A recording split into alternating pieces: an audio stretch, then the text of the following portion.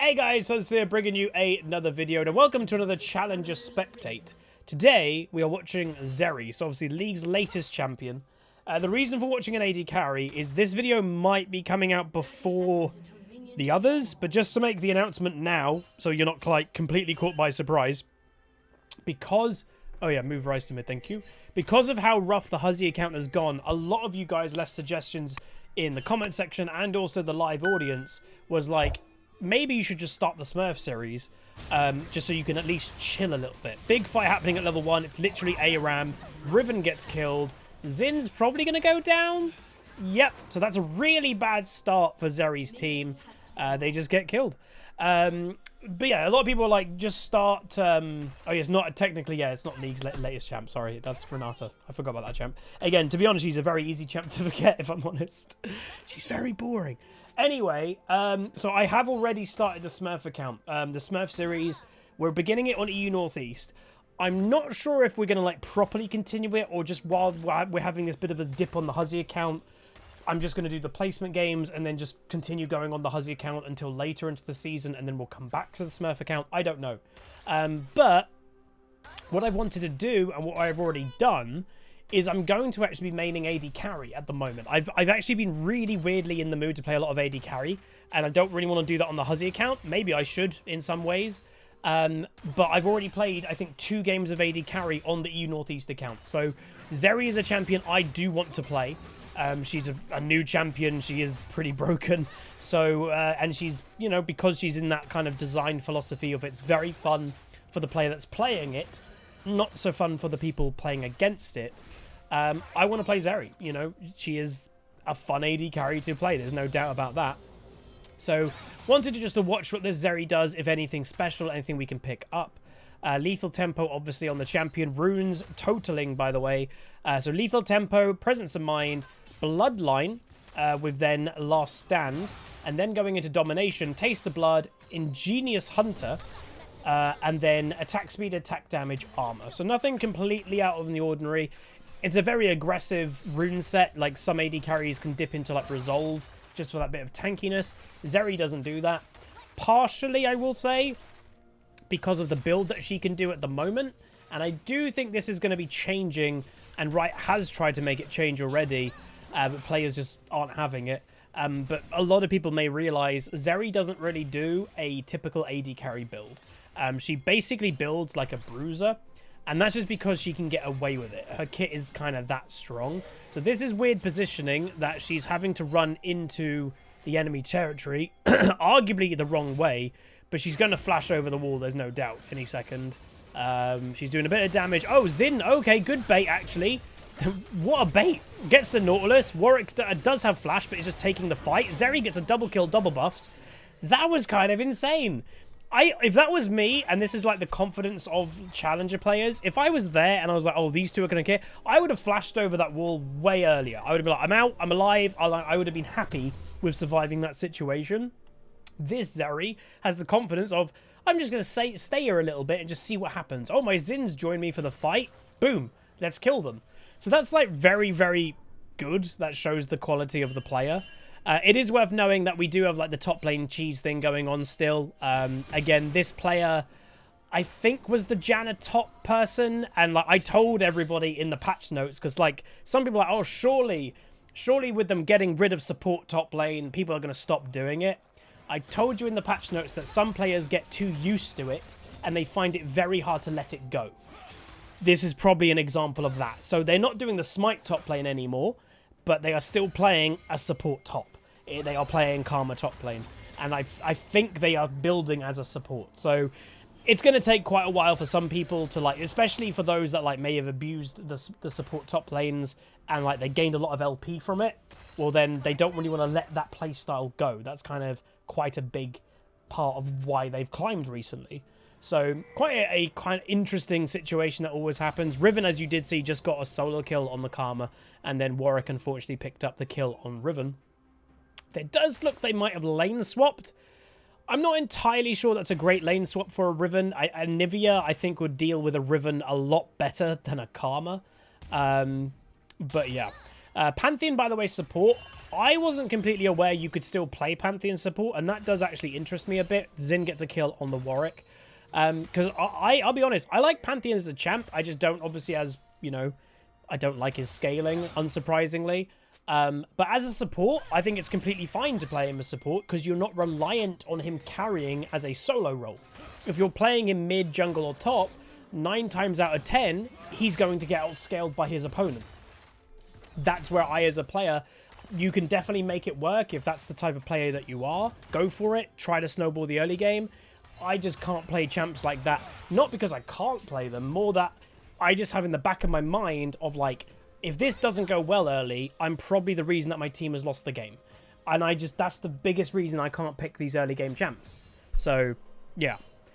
Anyway, pretty standard early game so far. Nothing out of the ordinary. You know, the W by Zeri there, the mini Lux laser does a bit of damage. Look at the DPS coming through from the Pantheon. Forces the exhaust. Aphelios, by the way, a very scary AD carry. They do get the ignite and the exhaust in that situation. And Zeri is still just kind of poking away. Bit of DPS here or there.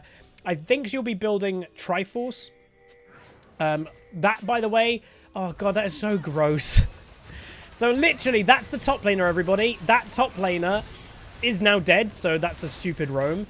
They are getting 3v2'd. I love it. Honestly, this just puts a smile on my face. Like, that, to me, is the epitome of a stupid top lane pick, of a support top lane roaming to bot lane at 6 minutes. And then she forces a bad situation and they all get killed. That's why you shouldn't play support tops. It's so ridiculously stupid. So that's my point, because some people are like, oh, maybe they're playing a support top lane, but they're not trying to do the same playstyle as the Smite playstyle. They are.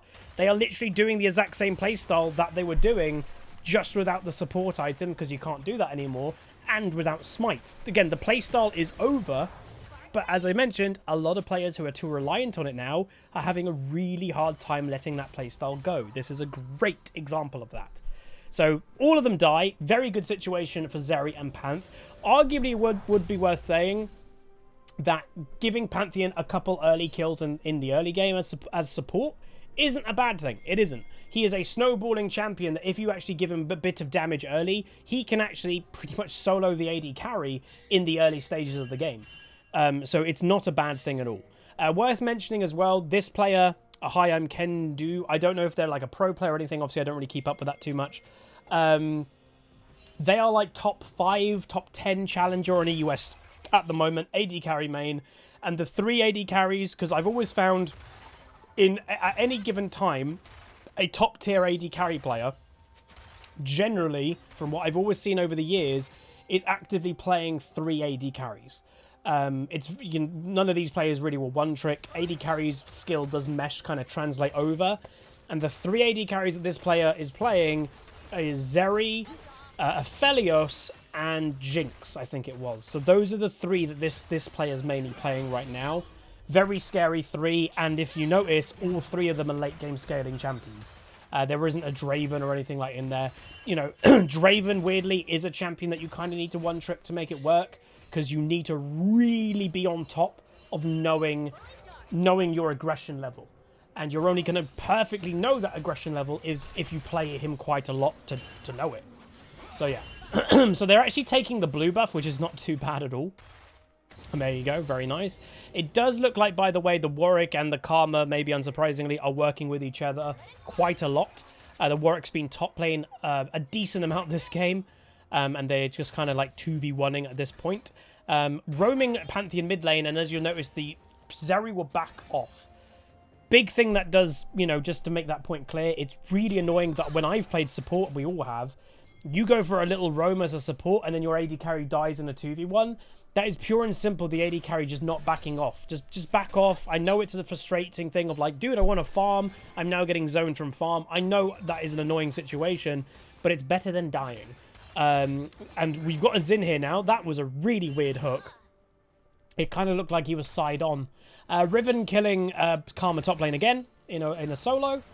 But yeah, you'd be curious to if any challenger players play Misfortune. Honestly, Misfortune, like a lot of AD carries, is if they're in meta, if they're worth playing. And I think Misfortune, unfortunately, just gets a bit outclassed at the moment. Pantheon ult comes down with a Zin gank around the back. and that's going to be a dead Aphelios. Has double summoners, by the way, but too little too late. Really good gank, and again, that's what Pantheon can do. He can go for a roam in mid and then ult back to bot lane. It's kind of like a weird kind of Shen. Warwick ultimate misses due to the flash. Pantheon is still here, which I don't think they expected. Pantheon gets the kill with Ignite. That's not too bad, but they do get a shutdown on the... the Pantheon actually had a shutdown at the time. See you later, Ace. But yeah, Nautilus... Wow, I'm surprised didn't go for that at all. A lot of tower plates, obviously, for the Zeri, and overall, just very clean play. So watching this so far, is there anything that I can take from this Zeri for when I play it? If I'm completely honest, there's nothing out of the ordinary right now that I'm like, oh, that's good to know. It just seems very clean. Everything about it is just pretty clean. There's not really mistakes happening. When their support is roaming, the Zeri backs off. So it's just clean, smart League of Legends. And that's how I try to play the game. Obviously, these players mechanically are way more gifted than I am, so I won't be able to perfectly do it as clean. But like the farm for Zeri is obviously pretty high. And again, could be higher. If Pantheon was in bot lane all the time, then she wouldn't have been denied a wave or two. So the farm could even be better. Karma dies top again. But I will say part of the reason why I liked watching this game, little bit of a spoiler, if you will, just about the damage done. The damage done was mainly in the enemy team's favor, believe it or not, this game. That the enemy team, on average, was doing way more damage than blue team, but the one person that kept up with the damage of the enemy team was this Zeri. Their damage was way higher than their teammates, so I kind of want to see how did they do that. Enemy team really overextending invade here. Zeri coming in, gets one kill. Aphelios gets another. That actually looked really weird. Gets exhausted, cleanses it instantly, and now he's on the aggression foot. Look at the mobility that Zeri has. And this is the problem with being that deep in invade. Nautilus has nowhere to go. Ryze is here too, because again, they're really overextended. And lo and behold, gets all of them dead for one kill on a Pantheon. So that's not bad at all. I do have a question that says, are all of the placement games of the Smurf going to be on the YouTube account? Undecided. I've played 3 games so far. I am tempted to upload them, but again, they're not perfect. Some of the games are not perfect games, but I do know when it especially comes to placement games, people do like to see as many as possible. But what I also would say is the placement games that I started, meanwhile, look at that nice Zeri play, very clean mechanics. The 3 placement games that I've done so far was not like at the beginning of a fresh recording session. I was a little bit mentally tilted already at the beginning of the placement games because of what was happening on the Huzzy account. So there is already like a small air of frustration in the games because of what happened previously in the day. But hopefully the YouTube channel is just understanding about that. Zeri gets caught out. Bad catch good catch by Nautilus, bad by her. Karma roaming top lane is letting the Riven solo push for free, which is a bit weird. Well, Warwick is actually having now to cover that lane, and Zeri will go down. So that's a bad death. Look at the build again, everybody. So this is something that right now, at least, it will be changing, I hope. Let me know what you guys think about it, but I don't like that Zeri can build as a bruiser, because like she's an AD carry. Like that's what she is. She should build as an AD carry. If you looked at her item build, if I like got rid of the logo that was Zeri and was like, what's that champion? Not in a million years someone would say that's an AD carry. That's a Zeri. Like it's really weird. And just to say, why does she get away with it? It's her kit. Her kit is that strong that like her damage ratios, her mobility, everything combined, she doesn't need to do like the crazy damage if she can survive a lot in the fight and just do constant damage. But Riot, again, it does look Riot is subject, like they are looking to change that, which I'm happy about. Zeri's ulted, enemy team potential on the back foot. If Pantheon needs to jump, there we go, gets the kill with the Ryze. And that'll be it for now. Doesn't Ezreal build the same? Ezreal doesn't exactly build like Zeri does. So like Triforce is like, you could say, a borderline item. But you'll see Zeri moving forward will build like a Titanic, probably second item. And it will be very hard. Like, I'd be very surprised if she even has one actual AD carry item. Ezreal obviously does build AD carry items. He can have Essence Reaver and stuff like that. Zeri on the back foot does use the E. Oh, that's unfortunate, but it's worked out randomly. So Zeri escapes, Enemy team was quite like, let's kill the Zeri, and Riven decides to engage at the exact same time, and Riven just cleans up house. So, very nice. She might build a Runen. Snake is pointing that out. I do think Riot tried, and maybe it hasn't happened yet, or has it? I don't know. Someone can tell me. I think Riot got rid of her Runen interaction. Like, basically, when she first came out, she had a Runen interaction that basically gave her ultimate stacks nearly instantly, and that was a bit broken. It's supposed to be a ramping up thing. And, yeah, so they fixed that. She might still build Runen, because it does go off her Qs, but it's not as strong as it was when she first got released. And just to make the point clear, because so many people, hey Lettuce, so many people will go, how does Riot not see this type of thing coming? Just to make that point, when Riot is developing a champion, they've got, obviously, the developers that are actually developing it, and they do have an in-house playtest team. That would probably consist of only about 20 people, maximum, who are actually playtesting the champion. And when the playtesters are talking to the devs and they are told, she's an AD carry, they probably aren't in the mindset of building like a bruiser. They are probably just going to play, oh, she's an AD carry, the devs have told me that, I'm just going to build her like an AD carry.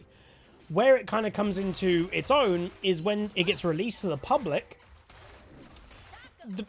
In one day of a champion being released is probably worth hundreds of years of testing that Riot can do. Like, think about it. Riot can probably maximum do, I don't know, 10 playtested games a day with their playtest team. 10 games of a new champion happens in a second, you know, like when the champion gets released. When a champion gets released, thousands of games on every single server are currently happening with the new champion. So all it takes is a couple of people to kind of diverse with the standard build, and people go, that's really strong, let's do that now. So that's why these kind of weird builds do develop, is because Riot doesn't see it coming, because in their, you know, they can't test for everything. It's impossible. But yeah. And obviously, yes, I have my Twitch chat now memeing about the 200 years game design thing, which is quite funny. But, yeah. You can see, by the way, the confidence of the Zeri, that she's just kind of casually walking around the map at this stage. Honestly, she probably beats most things in a 1v1 fight, right now. I don't really see that anything would beat her in a 1v1. She can probably still get 2v1'd, but that would include getting CC locked down. And she does have cleanse up. So, again, having that confidence level, sorry, I've got hiccups right now, is definitely there. But yeah. So has her Triforce, has her Titanic, has her Berserker Boots. Top lane, Riven a little bit overextended. Sorry, Ryze overextended. And yes, that was 4 people top lane. So that kind of seems what the enemy team is going for here. Let's just outnumber whoever's solo. But yeah. Someone is saying they like diversity, so isn't it better to have a bruiser AD carry? There's 2 points, I would say, is like there's one thing having diversity, which Riot last year, championed build diversity. They kind of let that point go because it made the game really hard to balance. There's one thing of having diversity of items, and there's another of like, is it actually healthy having a bruiser AD carry? The answer to that is probably no. Like, having something that is doing a lot of damage and very tanky and it's ranged, combined all of those things, and she's got incredible mobility, that's where the healthiness is questionable. And that's where Riot is Riot's really trying hard to get rid of the bruiser build, if you've seen the patch notes, and like what Riot are trying to do. And if you follow Riot August on Twitter, who designed Zeri, they are trying to get rid of people doing this bruiser build. The reason, like how they're trying to do it, by the way, they're trying to raise her damage and raise what her kit can do with crit. And obviously, the more her kit can do with crit, the more it's likely people would want to build crit. So they're not ruining the bruiser build. That's not what they're doing. So that's why people are still building the bruiser build, because it works. You're still doing a lot of damage. You are also surviving situations that you normally wouldn't as an AD carry. That's why people are still doing it. But arguably, yes, you'll be doing more damage if you actually built AD carry. That's the idea. But then you'd get one shot. So that's the trade-off. And in modern day League, so many people are valuing survivability because of the one-shot meta. if you're still doing a lot of damage and then you're not getting one-shot, isn't that a win-win?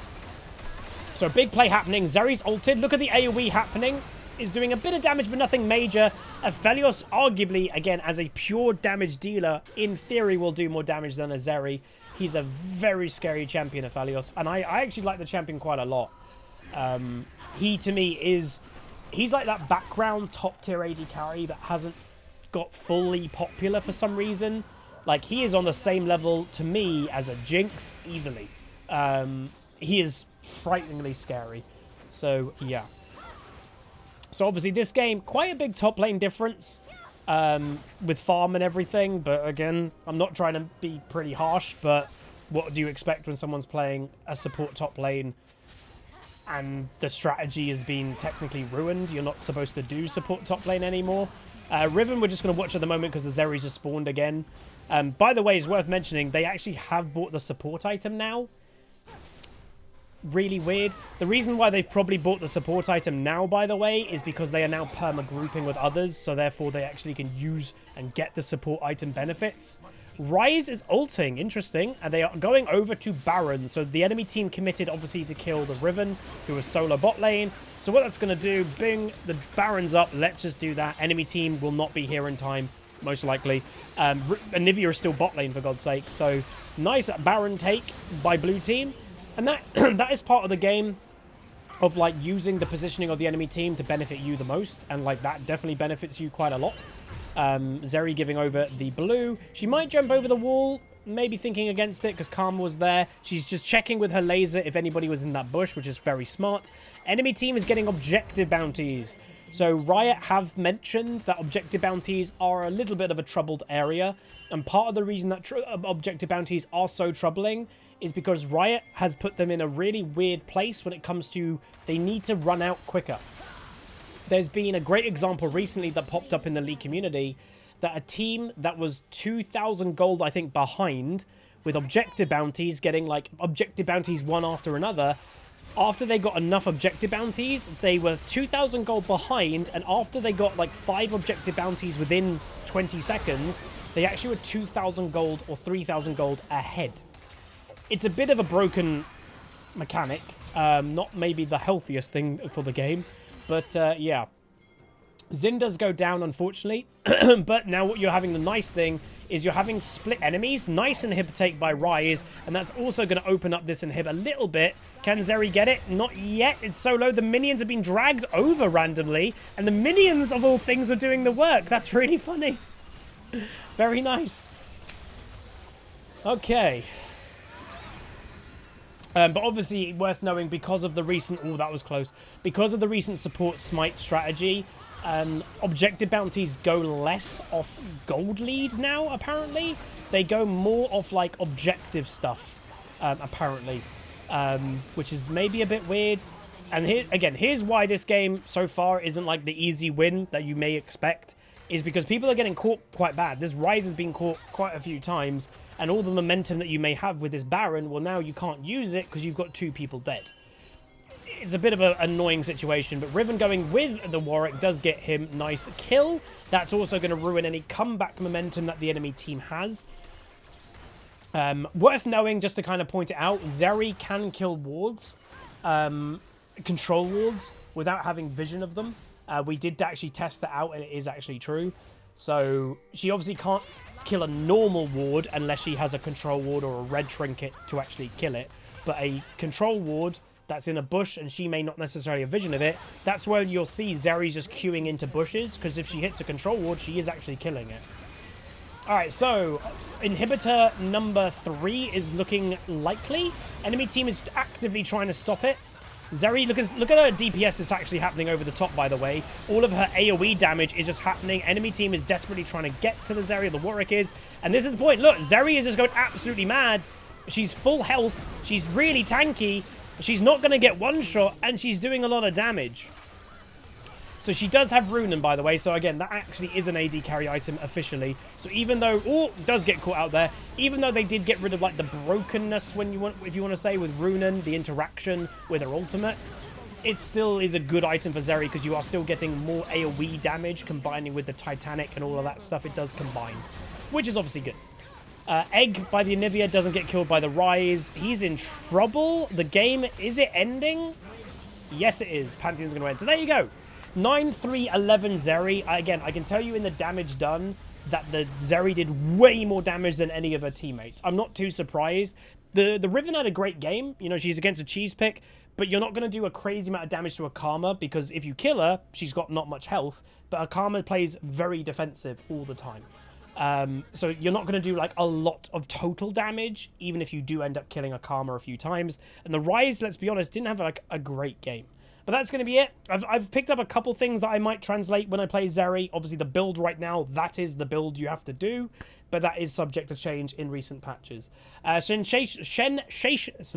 Sensational one, there we go. 14 months of Prime says almost 1 year. You're actually over a year now, dude. Thank you very much. And Parain Vert 19 months of Prime says love my work. Thank you very much, dude. Thanks for being part of the community. But there we go. Good to see Zeri is still very strong, and you know the Aphelios had a good game, but as you guys saw in that last team fight, Zeri just took over.